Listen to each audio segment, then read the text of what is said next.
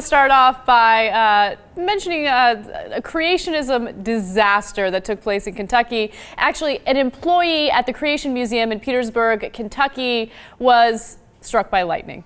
So apparently he was helping people get off their zip line attraction. They have a zip line attraction at this, I guess, Creation Museum place, which sounds kind of crazy. They're doing that because they want to attract as many visitors as possible. Turns out creationism isn't like a hot thing to go to and enjoy. But anyway, so look, it's a tragic story. He's helping people off the zip line.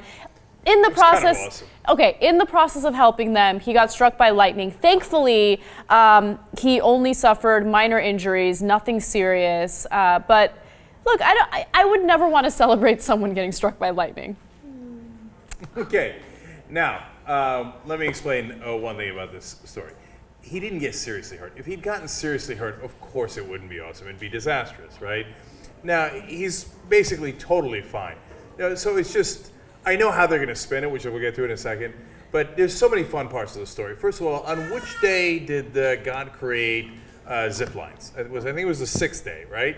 Okay, I don't know why a creationist museum needs other attractions, like do they have roller coasters, etc. So who the hell wants to go to a creationist museum? And how many creationists are there in the country or in Kentucky? I understand there are lots of conservative people, but really that many people believe in the literal interpretation of the Bible? Yeah, I think so, yeah. That's insane. And look, and if that were really the case, they wouldn't need a freaking zip line to attract people to their museum. Yeah, well, look, they want to make it fun, and I get it, okay? So I'm not hating on them too much for that.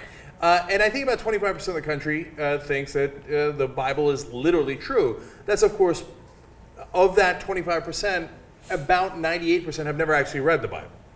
Right. Because if they read the Bible, could they really believe that you must sprinkle the goat's blood into the corners of the temple every time you go in? And the 7-headed dragon is literal, like watch out for a crouching tiger, a hidden 7-headed dragon. Woman was created from the rib of a man. That they actually probably believe, because that story they've heard. Okay, I know, Google for Cocoa Puffs. So now the reason, of course, we're amused by this story is what happened? I mean, where was God? You would think that at a creationist museum, that would be the one place you would be protected, especially if you're working for God. You're at the museum. But why did he strike you down with his hammer? Oh, that's Thor. Yeah. No, well, Cenk, what you fail to understand is this was part of God's will. It was a way of God showing this poor guy how much he loves him. You can be struck by lightning, but I will protect you. Okay, you'll only suffer minor injuries as a result. I guarantee you, everyone at the Creationist Museum today is saying, miracle. Struck by lightning, but nothing happened. What now, young Turks? Okay, or perhaps God could have skipped all that stuff in the middle and not struck you with lightning in the first place. I know. Yeah. Crazy thought.